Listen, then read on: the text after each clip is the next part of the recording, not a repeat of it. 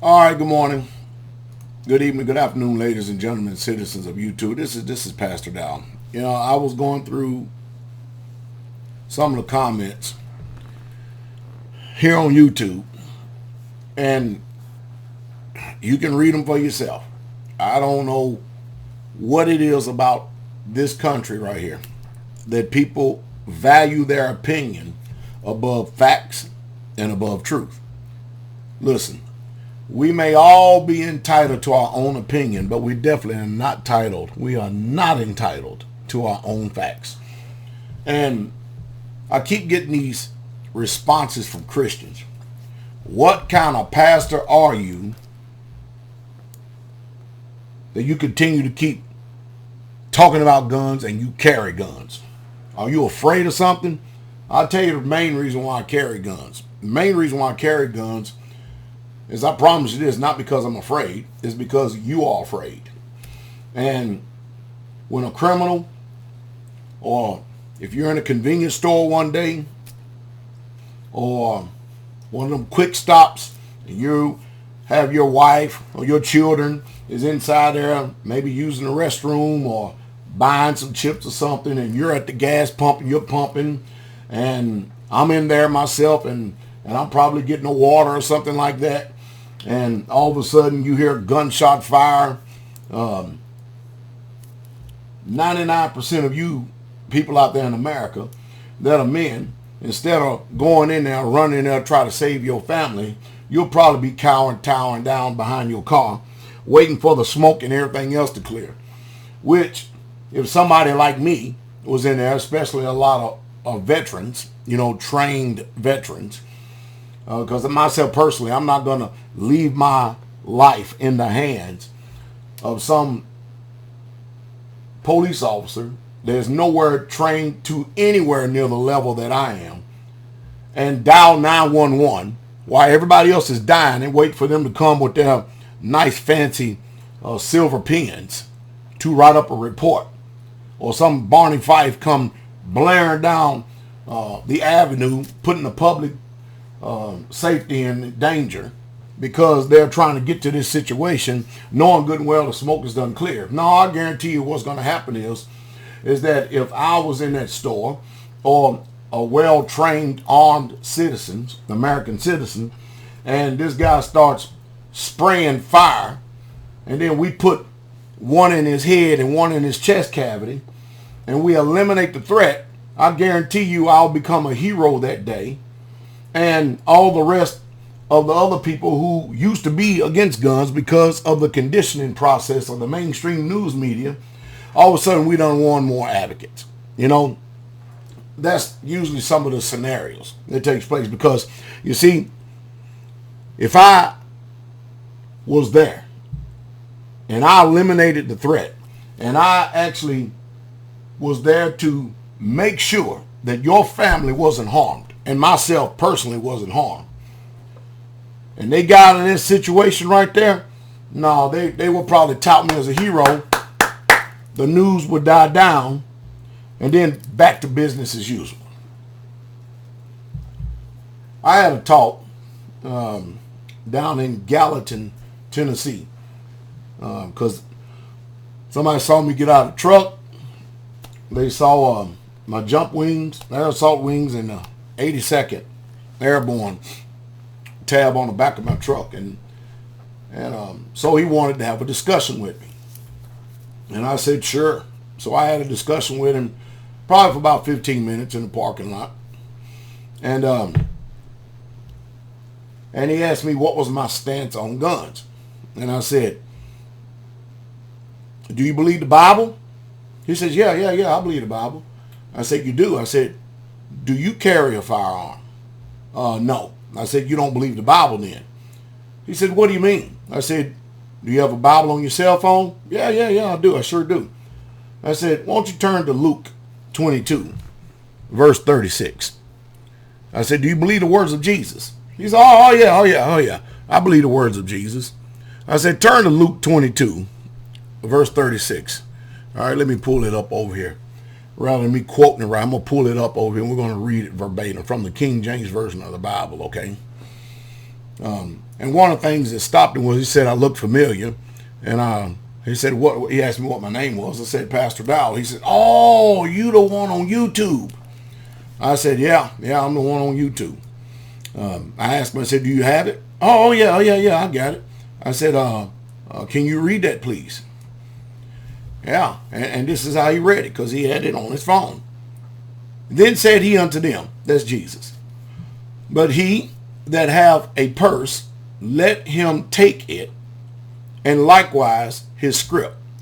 And he that have no sword," look at this, "let him sell his garment and buy one." He sat there and thought for a second. He kind of did like this. He goes, "Man, I've never seen that before." And I said, "You'll be surprised talking with me some of the things you ain't, or you have never saw, or you have never had introduced to your ears, which if I continue to keep talking with you here, you're going to find yourself kicked out of your church, because they don't want people like you to start doing the thing that I just got finished having you to do, because they don't bank on you ever reading your Bible and comprehending and understanding." I said, "Can you please explain to me what they just got finished saying?" He says, "Yeah, it says basically, if you don't have a sword on you, then you take your jacket, your coat off of you, and you go sell it, and then you go buy a sword." And I said, "Yeah." I said, "All right, so today, what would be considered a modern day sword?" He said, I suppose the gun." I said, "Yeah, and that's something amazing how the comprehension levels work, isn't it?" He says, "Man, I never even thought about that for a second." I said, "Yeah, because, we can't carry around 4-foot swords or machetes and stuff. People would think we're maniacs in this society, wouldn't they?" He said, "Yeah, you got a point there." He says, "What's disturbing to me is it's been right here in this book all along, and I've never read that." I said, "Listen to me. If you're part of a lot of these Christian churches out there," and let me go ahead and say this, my disclaimer and my statement of faith. My name is Pastor Dowell, and I believe in Jesus Christ, and he is my Savior. I believe in him more so than 99.9% of the pastors, the theologians, the preachers, and the teachers in Christianity, because I believe in keeping the commandments. I believe in actually doing what it says. So then comes the next day, "What are you?" "I'm an Israelite." All right, so let's go on with the video, okay? All right, that's my disclaimer, okay? A righteous disclaimer. And so he proceeds to ask me, same thing, what are, and he says, "Well, how does, what do you think about all these gun laws and everything stuff?" And I said, "Well, the Constitution is pretty clear in this country right here. We shouldn't have nothing about our rights to be infringed whatsoever at all." And he says, "Well, I just want to play devil's advocate." I said, "That's an interesting word." I said, "But I understand where you're coming from. It's an interesting phrase. Go ahead and go with it." He says, "The FCC and them, they ban certain things that we can't say over the airways. And there are certain things that right now, us standing in this parking lot, that I just simply can't yell out because we having rights, it also carries responsibility." I said, "Yeah, it does." And I said, "But what's amazing about all this gun lobbying mess that we continuously keep coming up systemically in our government and stuff? The FCC, or us standing in this parking lot, they don't never gag us if you chose to use the airways to have a CB, or to get on an international shortwave radio, or to be on AM, FM. Before you sit down, they don't never gag you. They tell you what the laws are, but they don't never put a bound and gag order on you, do they? If you was to right now shop, what is gagging you? What laws are gagging you?" Of course, then he kind of drops his head again. He's like, "Man, I never even thought of this stuff." You see, because what happened is this guy has been conditioned by mainstream news media, which does not represent the sentiments, the thoughts, or the will of the people. Mainstream news media represents the deep state and corporations. And that's who they represent. We don't have a press of the people, for the people and by the people. We don't have that. The only press that we have like that, which constantly is being censored on private forums. And that's how they get around it. Private forums, constantly being censored, are people who actually know their rights. Criminals, and this is an assumed behavior right here, criminals and vigilantes. You know, I often call a bunch of rogue, lawless police officers vigilantes as well, because they don't obey laws. Them the only ones that don't obey laws. Now, there are good police officers out there. We have quite a few of them in the ministry, contrary to popular belief. We got police officers all over the Straightway Truth Ministries. And I'm sure there's probably a couple of undercover FBI agents as well. Matter of fact, I know that there is. And usually, we have a couple of brothers that's usually discerning. They can pretty much tell a spook when they see one, but that's okay. Let's go on. So we did have this. We had this nice, intelligent conversation that we had going on here. And he says, you know, here in Tennessee, we don't require people to register their guns. I say, you believe that, huh? You believe that? He says, yeah, but you know, just go along with me for a second. I said, okay, go ahead, let's have a dialogue. He said, you know, there are a lot of states that require people to register their firearms. You know what I mean? And I said, really? I said, now I'm going to tell you right now, from the people that I talk to, from all the way to Maine to California, I'm talking about people I personally know and I talk to. I'm not talking about the Gallup poll and all these other polls that they have going on. I'm telling you what the court of public opinion believes in states and say, all right? Americans, especially in the South, they are not about to comply with some mass registration of guns that has been previously owned by the people just in order to comply with a new law from some bureaucrat who's protected by guns and don't even have one in his own house. But see, that's the thing I always said. I say, you know, it's amazing. All these senators and these presidents and everything else, and they don't mind being protected by guns, but they don't want you to have any, but they don't mind being protected by them now. Anyway, I said, you know what? I said, to me, registering a firearm is all automatically saying that I have an admission of guilt. And also with all the other Americans that I speak to them, it is an insult to their intelligence, because it's an automatic admission of guilt and nobody gives a damn what the law says, because now you're becoming very unconstitutional and unlawful. Because if I have a firearm, and I got plenty of them, and we're not allegedly registered, so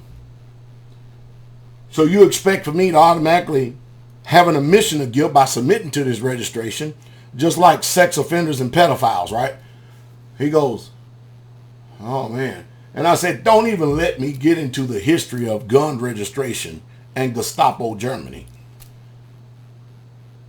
In other words, the more we talk, the more this conversation went on, the more his thoughts got shot down, because all of his thoughts originated from mainstream news media and listening to those communist pundits up there and really truly not studying on his own and coming to his own conclusions, not even reading and looking for the facts. And because I told him, I said, man, don't you know that the mainstream news media, they tell you one thing, but the court of public opinion say another, man. 85% of the Americans, you know, you remember all these school shootings is going on. He said, yeah. I said, don't you know, man, that 85% of America supports teachers being armed in their school systems? He said, I didn't know that. I said, I guess by the time you get finished listening to the mainstream news media, I guess since they are opening up their mouth, that they're not lying, right? Because I myself personally believe that if mainstream news media mouth is moving, they are lying. That's what I personally believe. I just believe it, and I see it over and over again. And so then he said, let me ask you something about the assault weapons. You know, the assault weapons. I'm like, man, here we go again. I said, I tell you what, man, I have to get in here and get this building material. Let's just let this be the last question right here. And if you want to know more about the truth that I represent and stuff, just go to my YouTube channel, okay? He says, sure. He says, why do we need assault weapons in this country? We don't really need them. I said, sir, do you even know what an assault weapon is? Yeah, it's a gun that has a high capacity magazine. I said, really? I said, do you know anything about guns at all besides? Because it sounds to me that you're not even regurgitating your own thoughts. It sounds like to me that you're actually repeating what somebody else has said, and you have actually embraced what they said simply because that was your feeling. Am I about correct? I said, you even know what an AR-15 is? Oh yeah, that's an assault weapon. And I said, all right. I said, let me explain to you the fundamental difference between a military style grade assault weapon and an AR-15 that the majority of Americans commonly own here in America. The AR-15 that we own here in America, civilians, they are usually semi-automatic. That means when you squeeze the trigger, pow, round goes down range. It has to be lifted up and reset and squeezed again before another bullet can go out. In a military style assault weapon, which now they have burst, a 3-round burst. It used to be in the day when I first went in, it was fully automatic. As long as you hold that trigger down, you could empty the whole magazine. Be it 30 rounds, 20 rounds, or 10 rounds. You could do that with an M16A1, M16A2, an AR-15 in burst. You can do that with a Saw Squad automatic weapon. You can do that with an M60 machine gun. How many Americans you know have weapons like that? Well, I don't know any. I said, boy, isn't that amazing? And I said, did you know that the deer rifle that these pundits up there constantly keep talking about over and over again?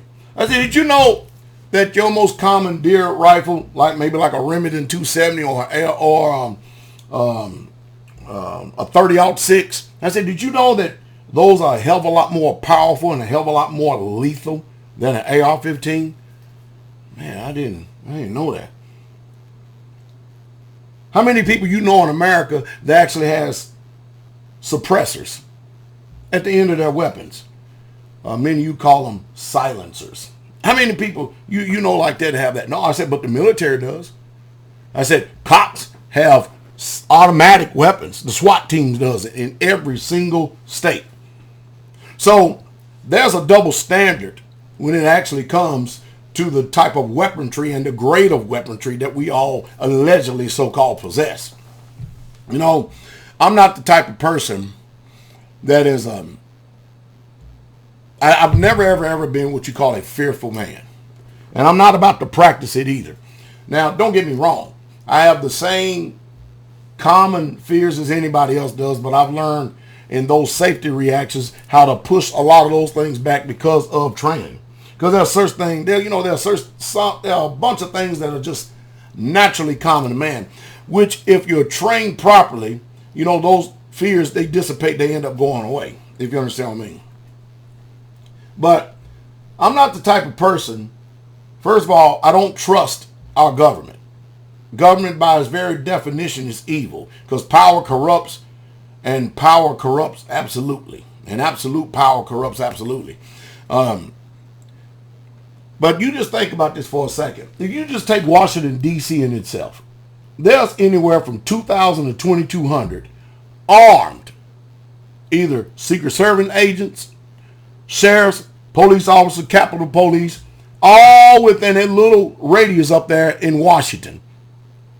You think those senators and presidents and their families feel pretty safe?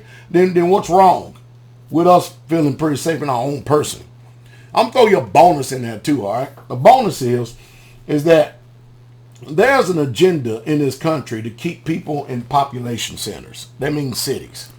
Because that's where the most death and destruction takes place. I'm not saying that rural areas are without its own problems, because they do have their own set of problems. Nowhere near like when you bunch up a bunch of people like a bunch of sardines, and you stack them up on top of each other like a bunch of sardines, like the Tower of Babel. Man, you start that problem when you have all these different diversities of backgrounds, different diversities of opinions. People have been reared different, raised different. But the way I see it, and the way I see it, and the way I see it and have experienced it is, I think one of the greatest things that Americans can do is to actually buy and own their own land. Get away from this renting. Get away from this mortgage junk. And then out there on your own land, set up your own range and stay trained. Stay trained up. Do dry fire. Practice shooting. Because you don't get to pick the day, the time, or the hour when evil comes your way. And I personally think even in your home, you have got to get used to. You must get used to being able to have access to a firearm.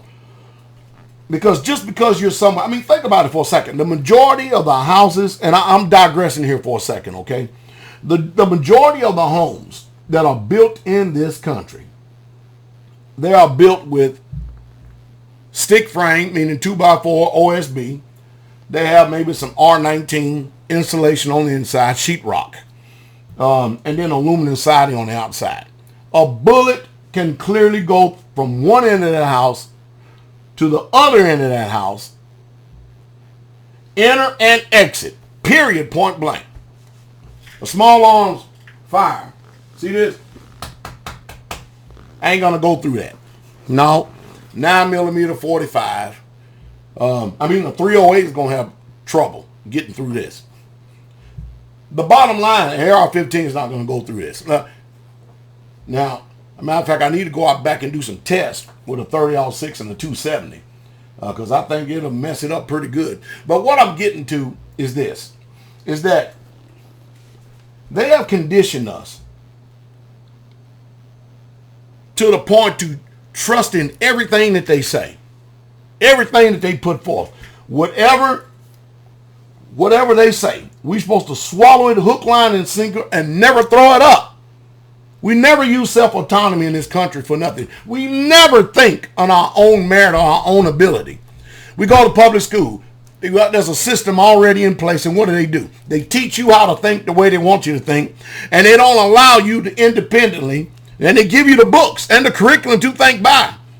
You get somebody with a dissenting perspective or point of view, and all of a sudden, I told people the most dangerous thing in the world is if you all believe in the Bible like I am, read it. You're going to find out that this construct of what you see sitting out in front of you, it is totally different than what that book says. I mean, I got one right here.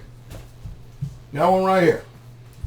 I think the greatest mistake I ever made in the world, which was my best mistake, was to actually read it for myself. When I start reading it for myself, I go, wait a minute. What are these folks doing? This book says the Sabbath is the seventh day. Why is everybody going to church on Sunday the first day? So I went and asked these preachers. They gave me this BS story about how it all changed. I said, okay, I hear you, but I don't, where's it been repealed? I did some study on this thing. Show me where it's been. Couldn't answer it. Could not answer it. And so I started. That started me down the rabbit hole. My red pill awakening. I said, let me look and see if I can find this birth of Jesus thing like they say it is out here. Let's see if I can find Christmas. I go, hey, preacher, I can't find Christmas in here. Well, looked at they went over the nativity scene with me and everything. I said, I read the story. It don't say nothing about no three wise men. It don't say that they came to him when he was a baby in a manger either. I mean, I use a little bit of self-autonomy. At this time, the preachers are basically, they would rather for me to go ahead and get out of the church, which I did. I left it. I couldn't find a rabbit laying eggs. Couldn't find none of this stuff that they were telling me. But I know one thing. The one thing I did do was find the truth and start walking in it. And I'm saying this. After you get out of high school, the system is banking on you. Let me go ahead and digress some more. While I'm here, let me just go ahead and throw many bonuses out here. Because I say all this on my Pateron account. I do. I say all this and a hell of a lot more on my Pateron account. You know that the system is banking on you to go from high school to college. They know that the majority of Americans don't have enough money to send people to college. And they know that they have already conditioned you that if you don't have a college degree, you ain't going to be worth nothing. You ain't going to amount to nothing. You're always going to be in a service sector job, using your hands and all this, blah, blah, blah, blah, blah. What's wrong with that? But anyway, so they know you're going to have to go in debt. And there's no debt forgiveness for college. All right? So you go in debt, and then you have to work if you're going to be what they call a model citizen. You have to work to your mid-30s before you can even pay off that college debt. And they already know that many of you just simply ain't going to pay it off because it's just too much. Because when they give you free money, you don't ever think at that time that you have to pay it back. You just enjoying all this free money, man. They just giving you free money hand over fist. And there is no debt forgiveness for medical bills. No debt forgiveness for student loans. I wonder if they're going to break the Constitution. And since people are not paying it, I wonder if they're going to start throwing people in a debtor's prison. Because after all, something's got to be done with this debt. And like I said, our country, they don't have the intestinal fortitude nor the stomach to stop fudging the numbers and cooking the books. Well, anyway, I just thought I'd let you in on this to give you a little bit of education here this morning. I hope that I said something to stimulate thought. I only hope that. You want to learn more? Just go over there and check out my Pateron account. I include some links down below. Seems like everywhere I go nowadays. Hey, can somebody tell me what I represented or said wrong in this video? And if I did say something wrong, don't give me your opinion, please. Give me a source. Give me a reliable source. Can you do that? Can you do that? All right.